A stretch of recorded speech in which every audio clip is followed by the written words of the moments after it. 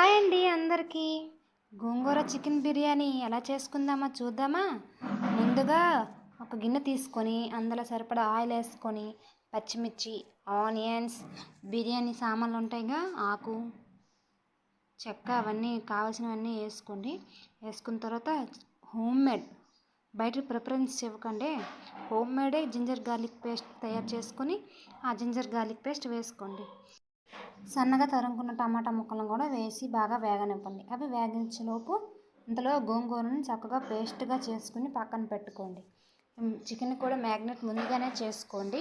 చికెన్లో సరిపడా ఉప్పు, కారం, పసుపు, మసాలా అన్నీ వేసి మ్యాగ్నెట్ చేసుకొని పక్కన పెట్టుకోండి.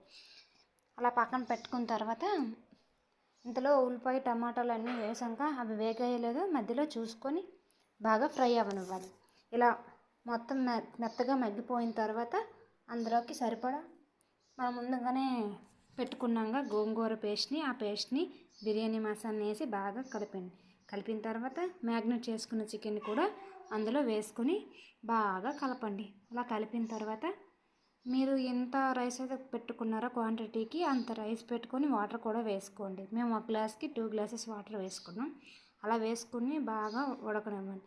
ఇలా బాగా బాయిల్ అయిన తర్వాత మూత పెట్టేయండి. అలా మూత పెట్టుకున్న తర్వాత ఇలా ఎమ్మి మా చికెన్ బిర్యానీ అయితే రెడీ అయిపోతుంది. చికెన్ బిర్యానీ కాదండోయ్, గోంగూర చికెన్ బిర్యానీ. మీరు కూడా ఇదే ప్రాసెస్లో చేస్తారా? ఇంకే వేరే ప్రాసెస్ ఏదైనా ట్రై చేస్తారా? ట్రై చేస్తే కామెంట్ చేయండి. అలాగే నా ఛానల్ని సబ్స్క్రైబ్ చేసుకోండి ప్లీజ్.